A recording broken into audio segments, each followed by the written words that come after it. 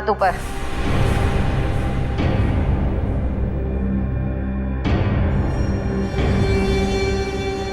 कौन हो तुम? नकाब उतारो।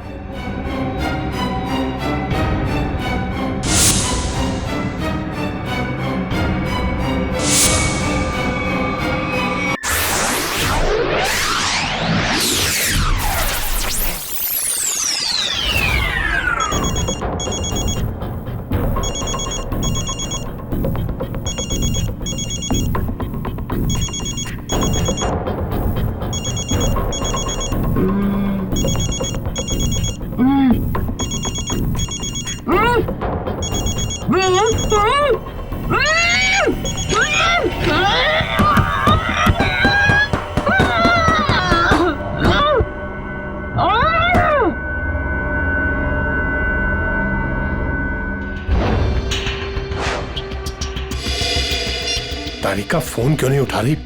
तारिका प्लीज फोन उठाओ। डॉक्टर सालुंखे को फोन करता हूं।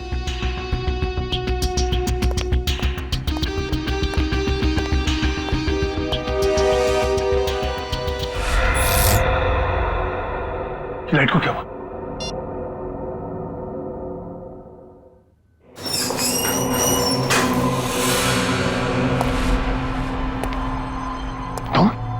तुम यहाँ क्या कर रहे हो? नहीं, मुझे मत मारो। मैं किसी को तुम्हारे बारे में नहीं बताऊंगा। 4 घंटे हो गए, तारिका का कुछ पता नहीं चल रहा है।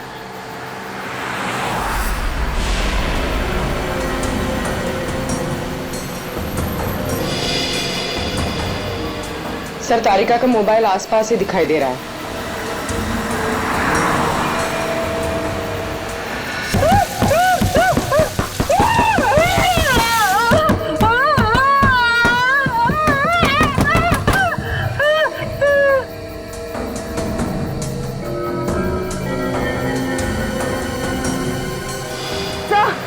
एक मिनट तो डॉक्टर तारिका की गाड़ी पीछे। काविन,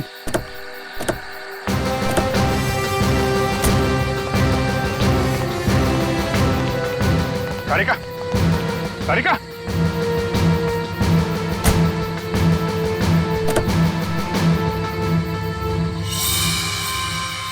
खून।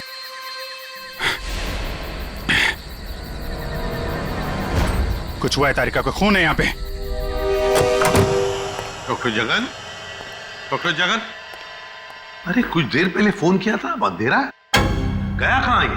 देखो जरा, लाइट लगा।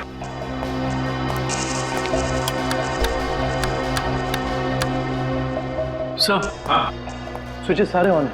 लगता है मेन स्विच ऑफ है। मेन स्विच ऑफ है?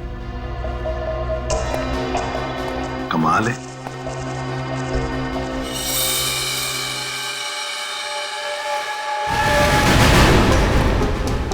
डॉक्टर जगन,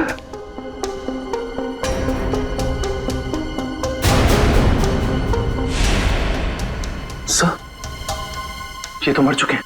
सर, कहीं ऐसा तो नहीं कि खूनी को पता चल गया हो कि डॉक्टर जगन हमें कुछ बताने वाले थे, इसलिए? कुछ समझ में नहीं आ रहा सर। पहले तारिका का गायब होना और अब जगन जी का खून। वही तो। तारिका! तारिका जी, डॉक्टर तारिका। तारिका!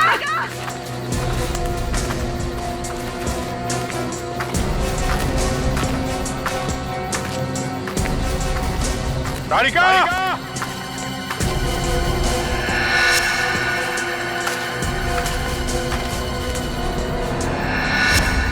ओह, ये तारिका का ईयररिंग। ईयररिंग यहाँ पर? यहीं होगी। फोन लगा, फोन लगा।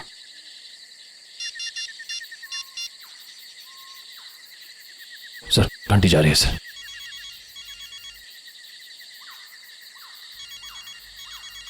सर, उस तरफ। हाँ सर।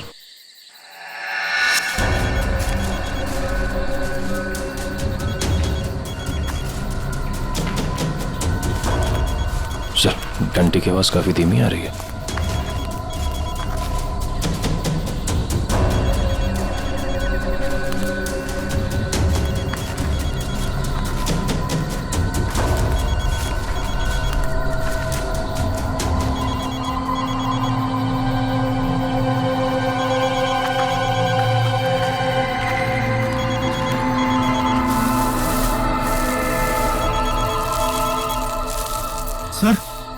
फोन मिट्टी के नीचे दबा हुआ है। वो नहीं डॉक्टर, तारिका नीचे है, जल्दी खोलो इसको।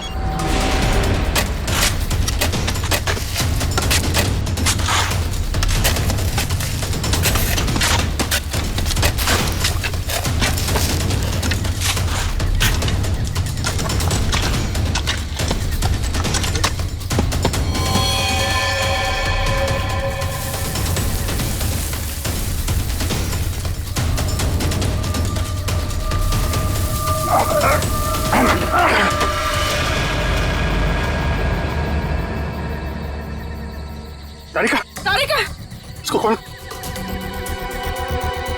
तारिका, माय गॉड। तारिका,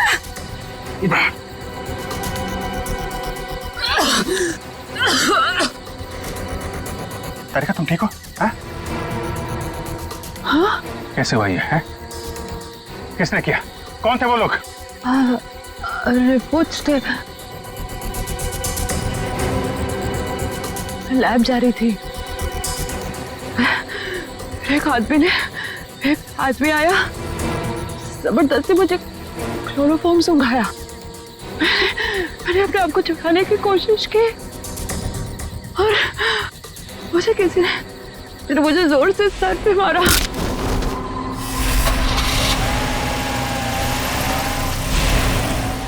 तो ये सब उन लोगों ने उस केस की रिपोर्ट्स के लिए किया है।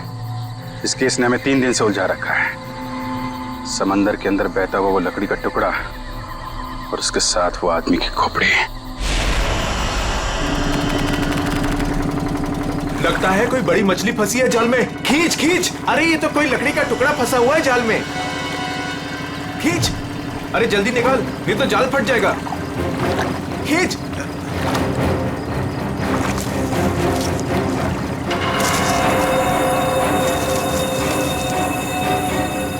ये क्या? अरे ये तो इंसान की खोपड़ी है।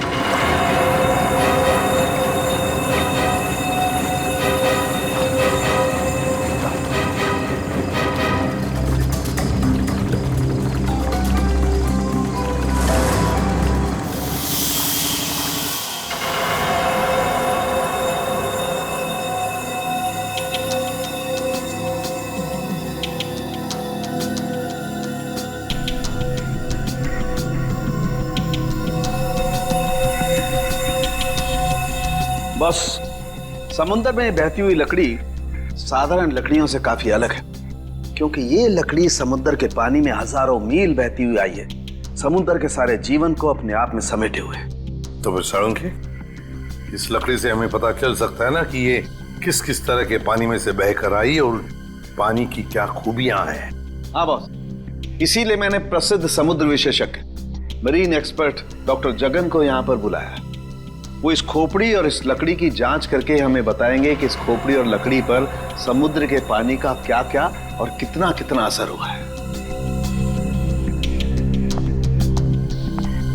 तो यहाँ सर पे पीछे गोली मारी गई है इस आदमी को।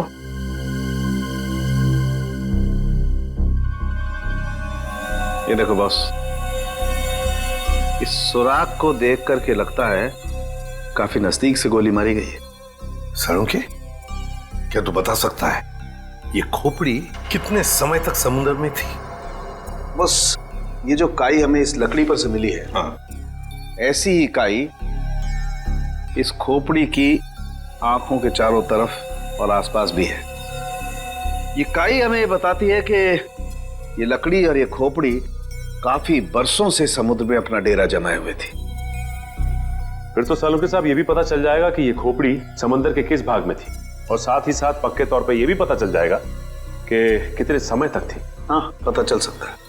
तारिका, एक काम करो, इस खोपड़ी पर से जितने भी बैक्टीरियाज मिले उनका अच्छी तरह से एनालिसिस करो, इससे उनकी उम्र का पता लगेगा और बाद में हम इस खोपड़ी का रिकंस्ट्रक्शन करेंगे।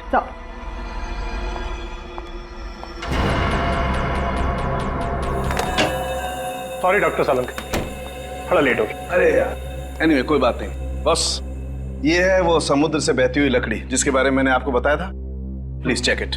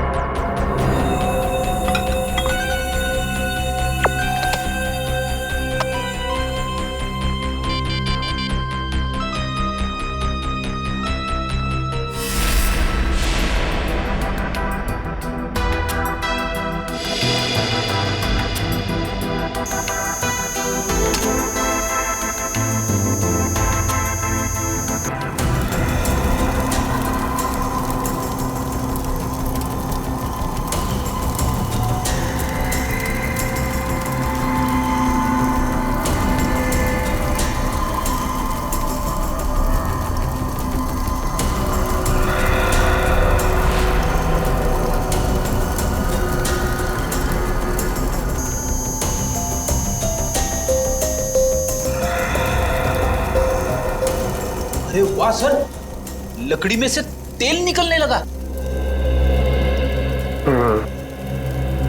इसका मतलब ये है कि ये लकड़ी समुद्र के उस हिस्से में थी जहां बहुत सारा तेल बिखरा हुआ था, और उसी में से कुछ तेल इस लकड़ी ने सोख लिया।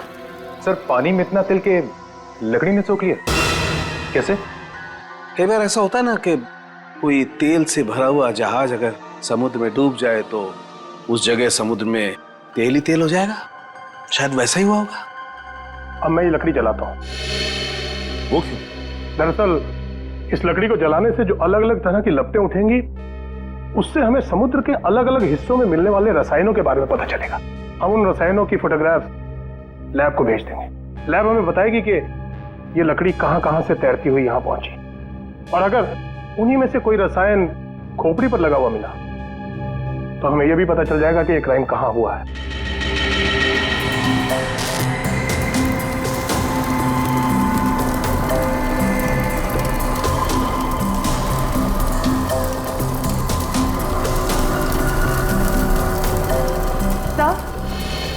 सर, इस खोपड़ी में मिले समुद्री बैक्टीरिया और एल्गी की उम्र लगभग 7-8 साल है। 7-8 साल से समुद्र में?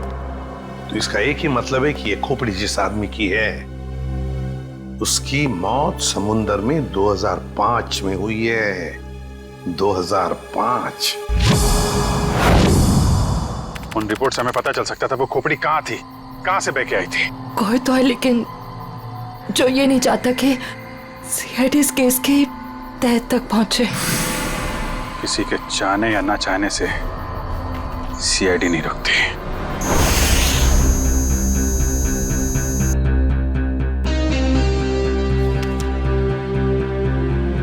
क्या पता चला सर इस रिपोर्ट में, जिसके लिए आपको ड्रग्स, डॉक्टर तारिका को जान से मारने की कोशिश और डॉक्टर जगन का खून हुआ?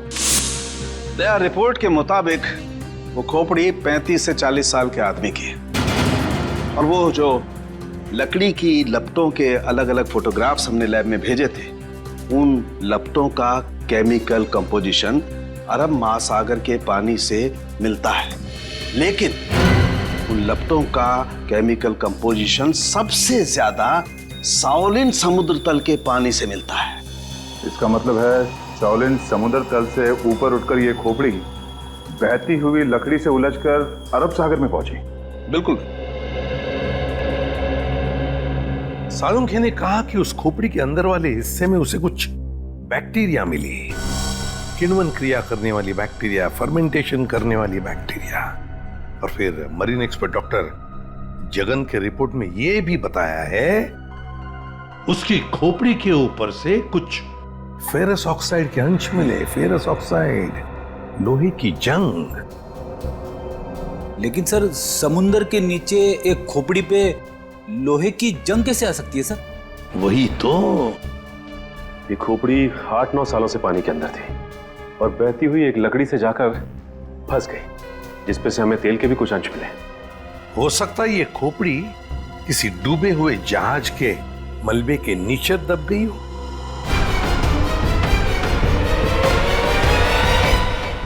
डूबा हुआ जहाज, पता लगाना पड़ेगा पिछले 7-8 सालों में उस समुद्री हिस्से में कोई जहाज डूबा था क्या।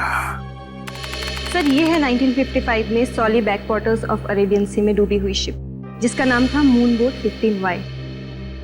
ये शिप मुंबई में होने वाली एक विशाल प्रदर्शनी के लिए कुछ कीमती धरोहर, स्मारक, कुछ पुरानी पंडुलिपियां, स्क्रोल्स लेकर आ रही थी, और कुछ तकनीकी गड़बड़ी की वजह से डूब गई। जून 2005, करीबन 50 साल बाद हमारे सेंटर ने इस शिप की जांच का प्रोग्राम बनाया। फिर क्या हुआ? जांच सफल हुई? नहीं सर, क्योंकि उस जांच दल के चारों लोगों में से मेरे अलावा कोई वापस लौटा ही नहीं। क्या?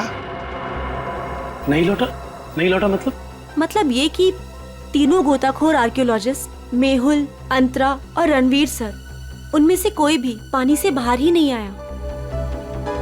तो फिर उनका क्या हुआ? हमने उनको तलाशने की बहुत कोशिश की, पर तीनों का कुछ पता नहीं चला।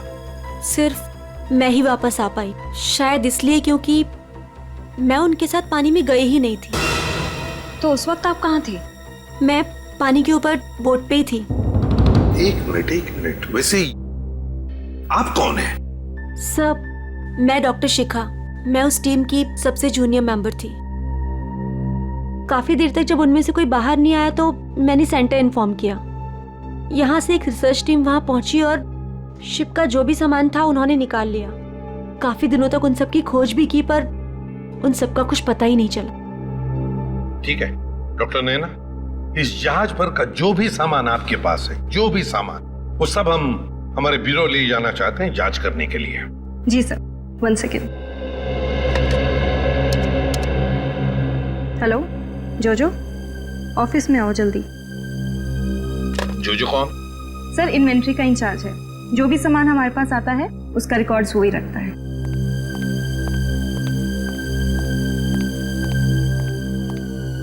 मैडम आपने बुलाया मुझे? हाँ, ये लोग सीआईडी से हैं और इन्हें मून बोट 15Y से मिला हुआ जो भी सामान है वो इन्हें चाहिए। ठीक है सर, मैं आपके ऑफिस में भिजवा देता हूँ, क्योंकि कुछ समय लगेगा कुछ डिटेल और गेट पास बनाने में। ठीक है, कोई बात नहीं। जो ने ये सारा सामान भेजा है मरीन रिसर्च सेंटर से। और तुम इन सारे सामानों को लिस्ट से मैच करके देख रहे हो? हाँ सर, और रणवीर, अंतरा और मेहुल, उन सब की फोटो भी भेजी है ईमेल पे और उनके रिकॉर्ड्स भी। मयूर वही चेक कर रहा है। गुड, काम करो फ्रेडी, तुम्हारा ये सब लिस्ट चेक होने के बाद में ये सारा का सारा सामान फोरेंसिक लैब में भेज दो। Yes sir.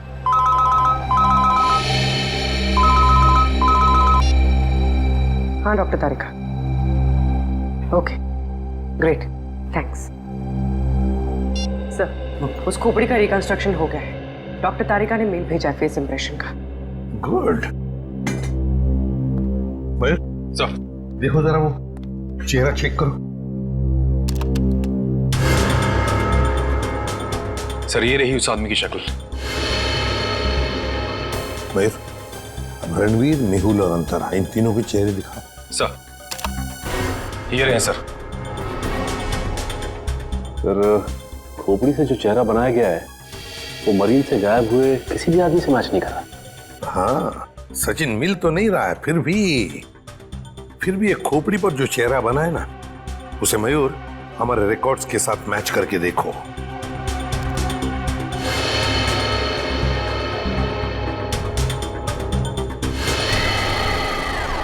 सर ये तो नामी जादूगर सम्राट है जो 2005 में गायब हो गया। क्या सम्राट सर इस दुनिया में नहीं रहे? और हम ये जानते हैं कि आपके सम्राट सर की मौत 2005 में हो गई थी। 2005 जून से तो गायब हो गए थे वो। 2005 में आप लोग थे सम्राट के साथ? हमने तभी ज्वाइन किया था और हम उनके असिस्टेंट थे। ओके, तो उनके गायब होने से पहले की कोई खास बात आपको याद है? हाँ सर, उस वक्त वो ताले और जंजीर बना रहे थे, जिसका हमारा जादू के शो में भी कोई काम नहीं था। मैं आपको उसकी फाइल दिखाता हूँ। राज, सम्राट सर की वो ताले वाली फाइल ले आना। ताले और जंजीर बना रहे थे? जी सर। हाँ सर, मैंने उनसे एक बार ये पूछा भी था कि ये क्या है। बोल रहे थे किसी खजाने की चाबी है जिससे वो बहुत जल्दी अमीर हो जाएंगे और उनके सारे कर्ज खत्म हो जाएंगे। सर ये देखिए फाइल।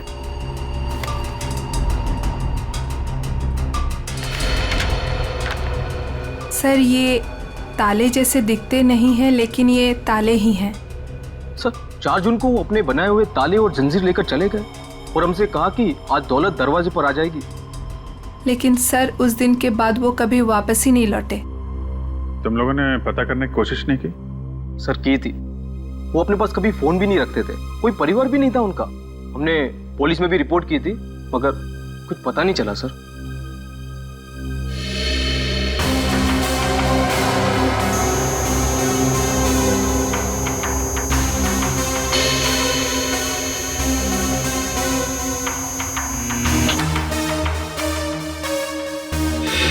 ठीक है, नेक्स्ट।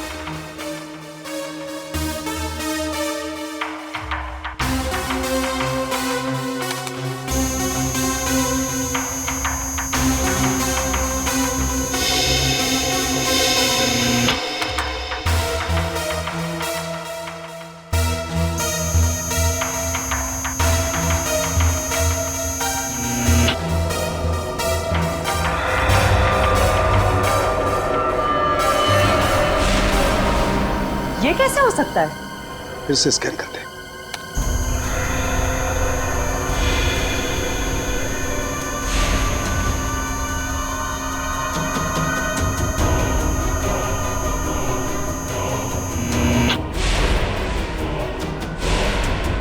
माय गॉड, ये क्या चक्कर है? हाँ डॉक्टर साहब, क्या हुआ? आपने अर्जेंटली बुलाया? दया, जहाज में से मिले हुए सभी आर्टिफैक्ट्स, ये सारे धरोहर का कार्बन डेटिंग कर लिया है। ये सभी की सभी चीजें 16वीं शताब्दी की हैं, सिर्फ एक चीज को छोड़कर। ये क्या बात कर रहे हैं? मून बोट में मिली तमाम चीजों में एक चीज 16वीं शताब्दी की नहीं है। नहीं सर, इसका मतलब वो चीज मून बोट की हो ही नहीं सकती? बिल्कुल नहीं हो सकती। और वो कोई धरोहर भी नहीं है, वो है एक छोटा सा हथियार। ये चाकू जो 2002-2003 में बना है। सर 1955 में ये जहाज डूबी थी और उसमें 10-12 साल पुराना हथियार का मिलना, इसका मतलब है कि समंदर के अंदर पड़ी ये मून बोट, इसमें कुछ ना कुछ तो हुआ है। जब अंतरा, रणवीर और मेहुल गायब हुए थे 2005 में।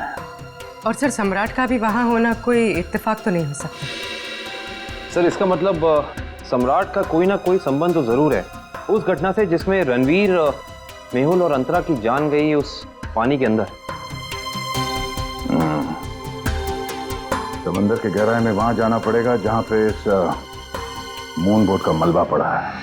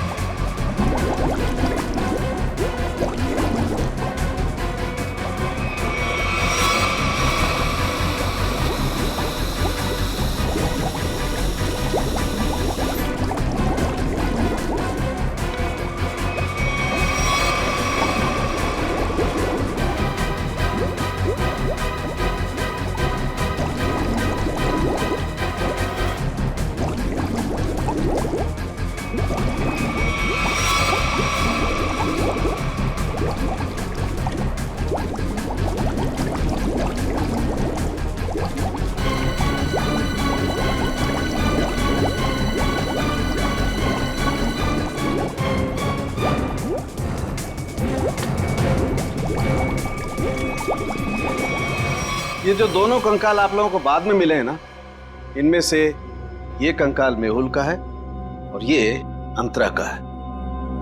और ये खोपड़ी जो सबसे पहले मिली थी, ये कंकाल सम्राट का है। तो फिर रणवीर कहाँ गायब हो गया? अगर मेहुल, अंतरा और रणवीर पानी से वापस नहीं आए तो रणवीर कहाँ गया? उसकी तो लाश भी नहीं मिली हमें। सर कहीं ये सारा चक्कर रणवीर का तो नहीं? हो सकता है काबिल।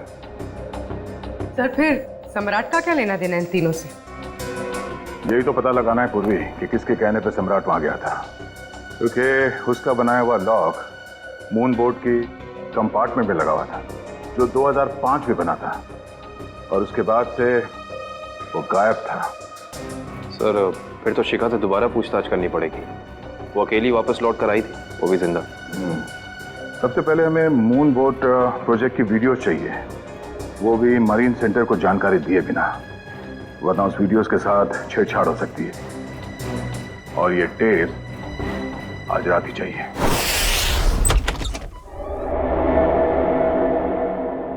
कहीं चोरी करते वक्त हमें कोई पकड़ न ले। अरे सर कुछ भी नहीं होगा, टेंशन मत लो। सीआईडी का बैच है ना, हम लोग उसे सीआईडी का बैच दिखाएंगे और कहेंगे चोर पुलिस करने आए हैं। पहले अंदर तो चलो।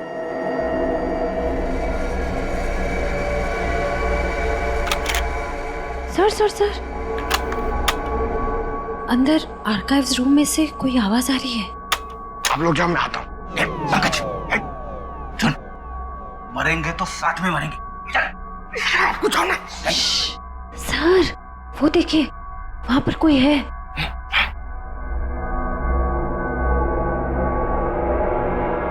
लाइट ऑफ, बंद कर टॉर्च।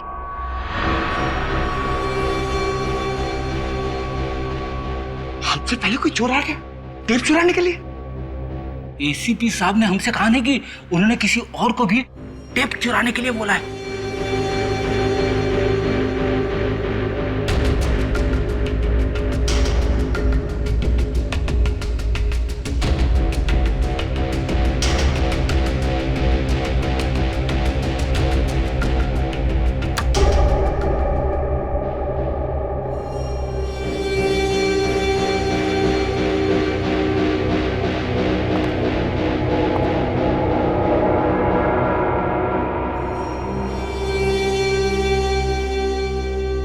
हाथ ऊपर।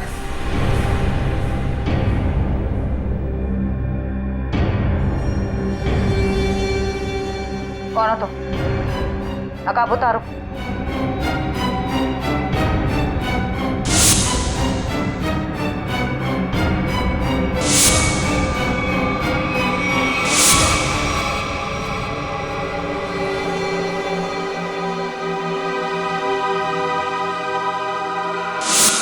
मैं डॉक्टर शिखा, मैं उस टीम की सबसे जूनियर मेंबर थी। शिखा तुम सब कौन हो?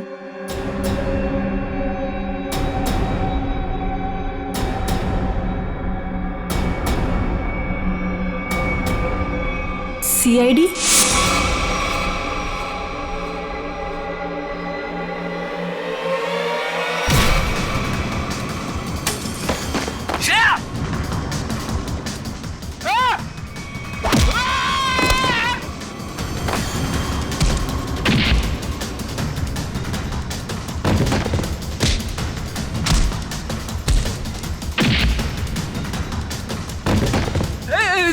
देखो मैं लड़कियों पे हाथ नहीं उठाता है?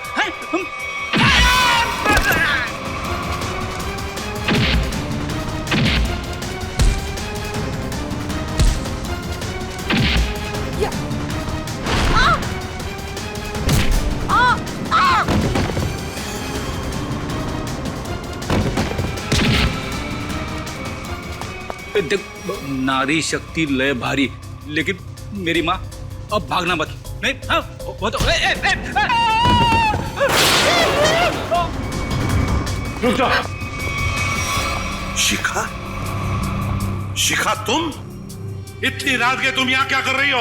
सब मैंने कुछ नहीं किया है, मुझे जाने दीजिए। सर ये झूठ बोल रही है, इसने कोई टेप्स चुराए हैं। टेप्स? कैसे टिप्स चुराए तुमने? सब मैं बेगुनाह हूँ। मैं बस ये नहीं चाहती थी कि वो मून बोट के टेप्स किसी और के हाथ लगे। क्या है उन टेप्स में? क्या है बताओ जल्दी। सर वो उस टेप में, सर मैं अपना काम कर रही थी, तभी मैंने देखा कि एक बोट सामने से आई और उसमें कुछ लोग थे।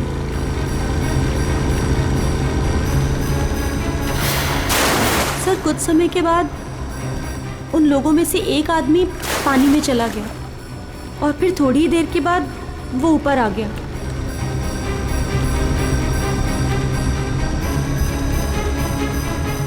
और सर जैसे ही वो ऊपर आया, एक आदमी ने उस पर गोली चलाई और वो मर गया।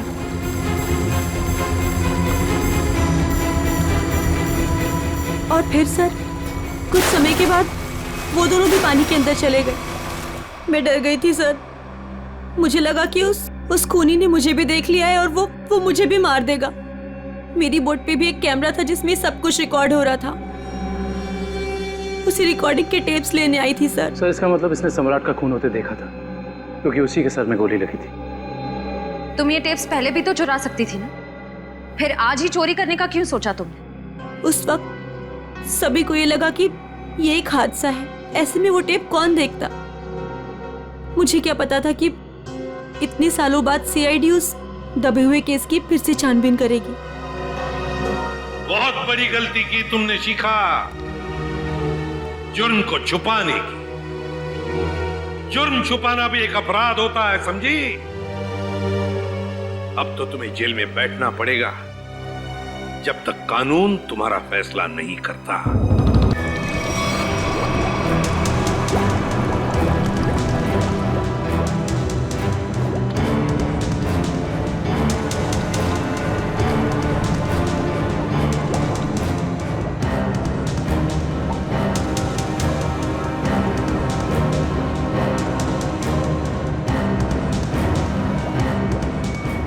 एक मिनट पॉज करो। सचिन, जो सामान हमारे पास मरीन सेंटर ने भेजा था उस डूबे हुए जहाज पर जो था वो, उसमें ये मेटल बॉक्स नहीं था, ये संदूक। हाँ सर, ना तो ये बॉक्स लिफ्ट में था और ना ही मरीन रिसर्च सेंटर से आया है। सर कहीं ऐसा तो नहीं कि ये मरीन सेंटर वाले ये बॉक्स छिपा रहे हैं हमसे? ये भी तो हो सकता है सचिन कि ये बॉक्स मरीन रिसर्च सेंटर तक पहुंचा ही नहीं। सर फिर ये बॉक्स गया कहाँ और इसके अंदर था क्या? हो सकता है पूर्वी की कीमती सामान हो इसमें, और ये सारा सामान 1955 में महाराष्ट्र के एक म्यूजियम में आने वाला था। म्यूजियम में? तो कहीं ये खून इस संदूक की वजह से तो नहीं हुए? पता लगाना पड़ेगा म्यूजियम से क्या था इस संदूक में। मुझे 1955 के कार्गो शिप्स की फाइल्स चाहिए।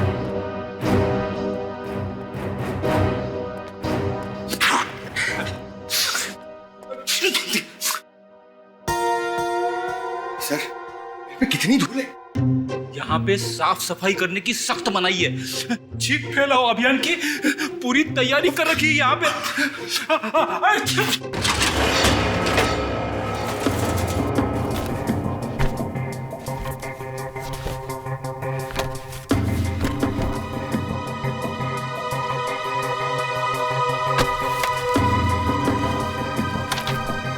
सर ये रही वो फाइल, कार्गो शिप वाली।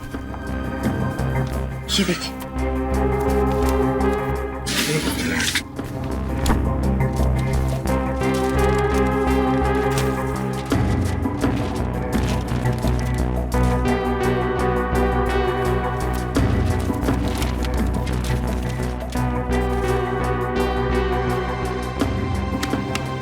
ये देखो, मेटल चेस्ट, संदूक, मुगल जवाहिरात से भरा हुआ संदूक 1955 की लिस्ट में है, लेकिन मरीन रिसर्च सेंटर के इन्वेंटरी में नहीं है। संदूक किसी ने पानी के अंदर से ही गायब कर दी। सर ये काम कौन कर सकता है? श्रेया, ये काम तो वही कर सकता है जो मरा नहीं। सर पानी में तो सम्राट, अंतरा, मेहुल और रणवीर गए थे। और सर, इनमें से 3 के कंकाल तो मिल चुके हैं। सर, हो सकता है कि रणवीर भी मर गया हो और उसकी लाश मछलियों ने खा ली हो, या फिर पानी की भाव से उसकी लाश कहीं दूर बह गई हो। पंकज मान लिया कि ऐसा ही हुआ होगा, मगर संदूक का क्या? क्या वो जवाहिरात से भरा हुआ संदूक गायब हो गई? जरा सोचो, सम्राट, मेहुल, अंतरा, ये तीनों के तीनों उस जहाज में कैद थे। उनके कंकाल तो हमें मिल गए, मगर रणवीर का कुछ भी नहीं मिला। इतना सा निशान तक नहीं मिला रणवीर का। इसका मतलब है कुछ न कुछ तो करके रणवीर वहां से गायब हो गया उस संदूक के साथ। सब किया हुआ रणवीर का ही है। पर सर, अब तक तो सब ये समझते थे कि रणवीर मर चुका है। अगर वो जिंदा है भी तो हम उस तक पहुंचेंगे कैसे? और एक बात ये भी है सर कि रणवीर ने उस सोने को वैसे ही बेचने की गलती नहीं की होगी, वरना अब तक पकड़ा जाता। बिल्कुल। तो बस पता लगाना पड़ेगा 2005 के दरमियान ऐसे कितने जौहरी थे जो जवाहिरात, सोना चांदी गलाने का धंधा करते थे। ये रणवीर जरूर उन्हीं में से किसी एक के पास गया होगा।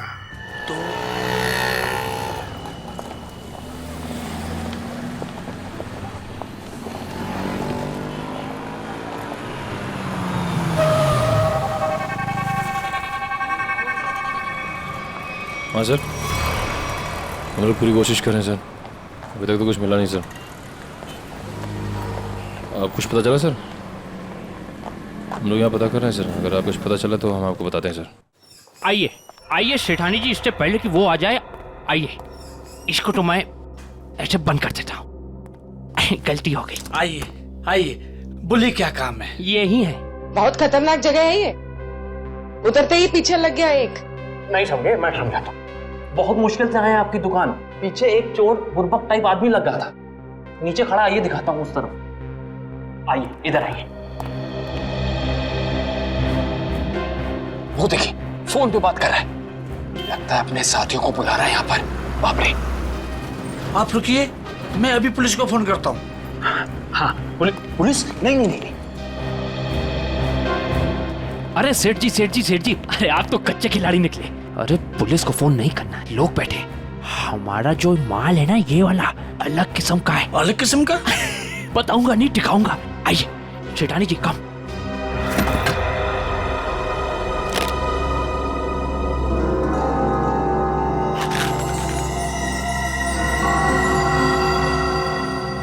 कैसा लगा? एकदम सही जगह पर आए आप। कहाँ से हाथ मारा है? फालतू सवाल बड़े कर रहे हैं आप। माल देखिए, आम खाइए, पेड़ मत गिनिए। तो बेचना है? सेठानी जी कह रही है बेचना नहीं है, तो खरीदना है। खरीदना भी नहीं है। तो फिर गहनों के बदले गहने लेने हैं। तो फिर आप लोग क्यों आए हुए यहाँ बाजार में? मासूम है, इधर देखिए, हम ये चाहते हैं कि आप इस सामान को पिघला दें। जब बाजार बढ़े, रेट बढ़े, हम धीरे धीरे, हौले हौले, प्यार से बेचेंगे, पैसे कमाएंगे। आपका काम हो जाएगा। लेकिन आपके काम के डबल रेट लगेंगे। अरे सेठ जी, डबल रेट क्यों? कोई बात नहीं, ये काम पहले किया ना। अरे कैसी बात करते हो? बहुत बार किया, और ये जो आप लेकर आए हैं, ये तो चिल्लर है। 2005 में तो हमने मुगल काल के बने हुए अरबों रुपए के गहने और कीमती धरोहर को गलाया था, और किसी को कानों कान खबर तक नहीं होने दी थी। पूरे 4 दिन तक चलता रहा था ये काम। आइए मेरे साथ, आइए।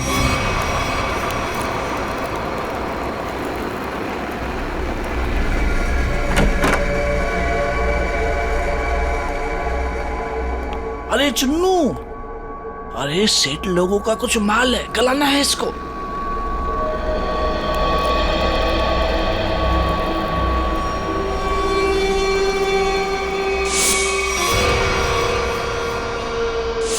कितना माल है साहब?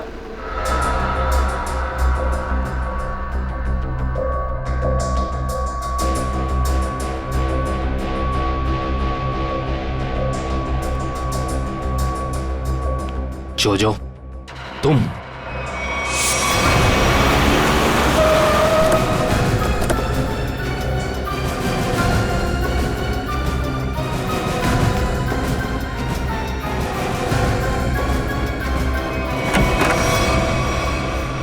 अरे आप कहीं जा रही हैं क्या? हम लोग तो चाय नाश्ते से लेकर डिनर तक का प्रोग्राम बना के आए थे। क्या बात है, आप वैसे क्यों देख रही? लगता आपने हम सीआईडी वालों को पहचाना नहीं। नैना जी,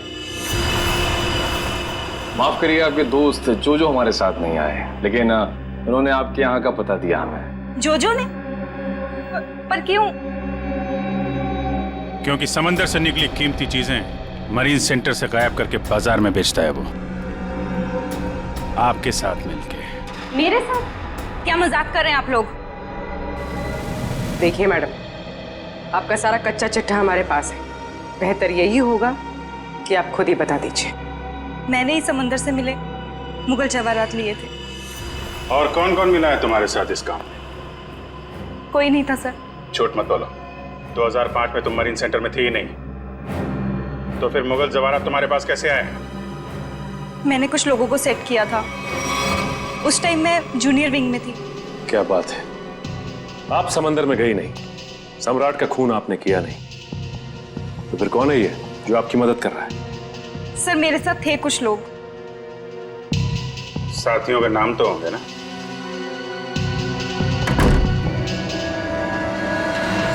कौन है अंदर? सर अंदर कोई नहीं सर। सर मैं अकेली हूँ सर, किसे देख रहे हैं सर?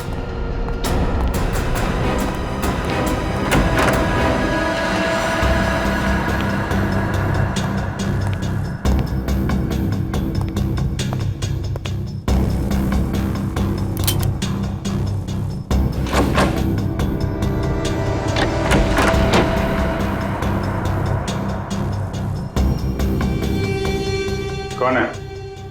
बाहर आ जाओ, बाहर आओ चुपचाप।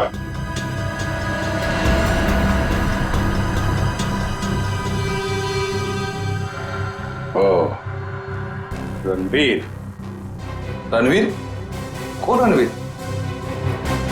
3 खून करके इतने सालों से छुपा हुआ। सर मैं तो नैना का पति सिद्धांत हूँ।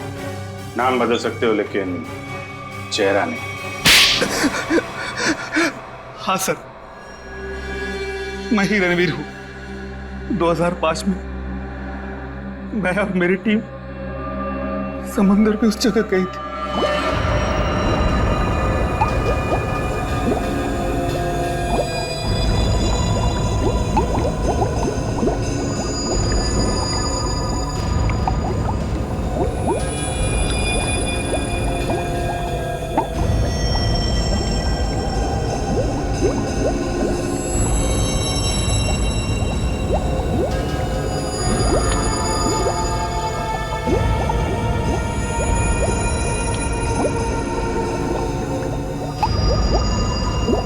उस चेस्ट के बारे में सिर्फ मैं जानता था और कोई नहीं, इसलिए मैंने सम्राट के साथ मिलकर एक प्लान बनाया। सम्राट ने मेहुल और अंतरा को मार दिया और उनकी लाश बोट में छुपा दी। उसके बाद सम्राट को मेरे 2 आदमियों ने गोली मार दी और सर मैं चेस्ट लेकर पानी के रास्ते बाहर आ गया। सच्चाई को सामने आने में देर लग सकती है, लेकिन सच्चाई कभी छुपती नहीं। सम्राट को उसके किए की सजा तुमने दे दी, लेकिन तुम्हें सजा दिलाने के लिए सम्राट की खोपड़ी खुद पानी के बाहर आई। तुम दोनों को तुम्हारे किए की सजा कानून जरूर देगा, शायद फांसी होगी।